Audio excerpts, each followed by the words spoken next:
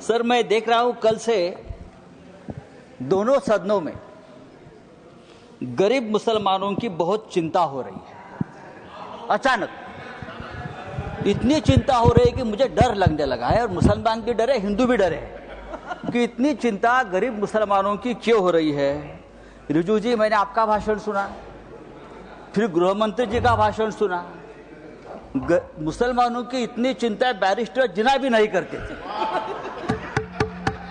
Barrister Mohammad Ali Jinnah ने भी कभी इतनी चिंता मुसलमानों की नहीं की थी, वो आप कल से कर रहे हो।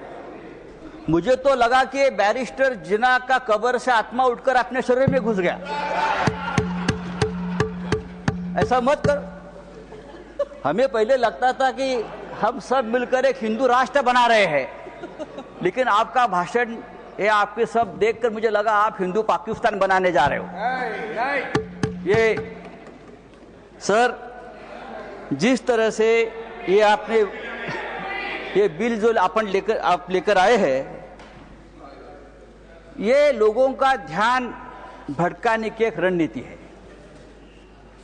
कल ही प्रेसिडेंट ट्रंप ने हिंदुस्तान के ऊपर 26% टैरिफ का आक्रमण किया,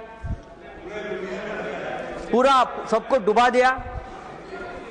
तो ये असली मुद्दा जो है, उसी दिन आपने ये बिल लेकर आए हो, उसी दिन डाइवर्ट करने के लिए, उसी दिन चर्चा होनी चाहिए थी कि ये बिल जो प्रेसिडेंट ने, जो ट्रंप ने जो टैरिफ लगाया, उससे हमारे देश के ऊपर क्या प्रभाव पड़ेगा, हमारी अर्थव्यवस्था गिरेगी, हमारा रुपया गिरकर मर जाएगा।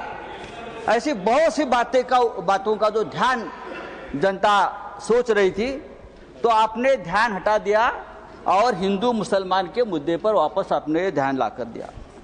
जब भी बेरोजगारी, महंगाई, आर्थिक मुद्दे आते हैं, तो आप इस प्रकार के धार्मिक मुद्दे लेकर आते हो और 2 दिन, 4 दिन, 5 दिन चर्चा आप कर लेते हो।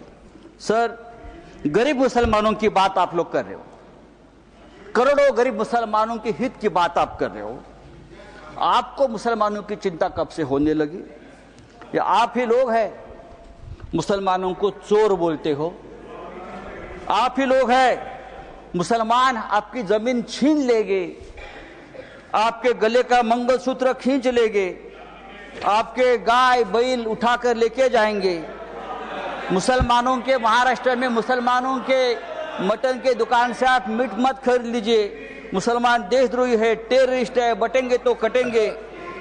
अभी आप लोग मुसलमानों की संपत्ति की चिंता कर रहे हो, आप लोग मुसलमानों की संपत्ति के रखवाले बने हो। लेकिन मैं आपको बताता हूं भाई साहब, आप मुझे कुछ मत सिखाइए, मैं बहुत पढ़ लिख कर आया हूं यहाँ, चिंता मत करिए। मैं हिंदुत्व भी पढ़ा हूं और सब कुछ पढ़ा हूं, और आप अभी नए मुल्ला बन गए हो हिंदुत्व के। आप हमें मत सिखाइए, हमारा जन्म में हिंदुत्व के काम के लिए हुआ है। कल गृह मंत्री जी का भाषण में सुन रहा था, गृह मंत्री बोल रहे हैं कि हम 2025 के पहले वाली जो मस्जिद, मदरसे, दरगाह को हाथ नहीं लगाएंगे, लेकिन जो रिक्त जमीनें हैं उसे बेचकर गरीब महिलाओं का, मुसलमान महिलाओं का कल्याण करेंगे, उनमें पैसा बांटेंगे। रिक्त जमीनें, तो आखिर आप बेचने खरीदने के बात पर आ गए। जिसका डर था कि जमीन बेचेंगे, जमीन खरीदेंगे, या ये जो आपका मूल उद्देश्य है, बिजनेस, व्यापार, उसके ऊपर आए, आप चुप नहीं बैठेंगे, आप जमीन बेचकर ही रहेंगे। धारावी का जो हो गया है अयोध्या में 13,000 एकड़ जमीन का घोटाला हुआ है। मैं राम मंदिर का नाम नहीं लूंगा। अयोध्या में 13,000 एकड़ जमीन का घोटाला हो गया है। केदारनाथ में 300 किलो सोना गायब हो गया है। आप हमारे हिंदू धर्म की जमीन का रक्षा नहीं कर पा रहे हो, अभी आप मुसलमानों की जमीन की रक्षा करने की बात कर रहे हो। सर, डिफेंस की जमीन आपने बेच दी अयोध्या में, किसको बेच दी? तो आपका पूरा ध्यान जो है, ये जो 2 लाख करोड़ की जमीन है, प्राइम लोकेशंस, वो किसको देने वाले हैं आप? या तो खरीदने वाले हैं कि बेचने वाले भी दो है, खरीदने वाले भी एक है। सब अगर आपको जमीन की चिंता है, अगर आपको जमीन की चिंता है तो हमारे कश्मीर पंडित ही है। अब कश्मीर के हमारे पंडित भाई है, 40,000 कश्मीरी पंडित की अब तक जमीन नहीं मिली है, घर नहीं मिला है। आप उनकी चिंता करो, उनकी घर वापसी नहीं हुई है कश्मीरी पंडितों की, आप उनकी चिंता करो। सर, लद्दाख में चाइना घुसकर हमारे जमीन पर कब्जा कर बैठा है, 40,000 वर्ग किलोमीटर। आप हमारे चाइना के जो कब्जे में जमीन है, आप उसकी चिंता करो। आप हाँ दीजिए, हम रक्षा करेंगे, हमारा देश है। तो ये जो आपने एक बिल लाया है संजय जी, ये जो आपने बिल लाया है, वो आपका उद्देश्य साफ नहीं है।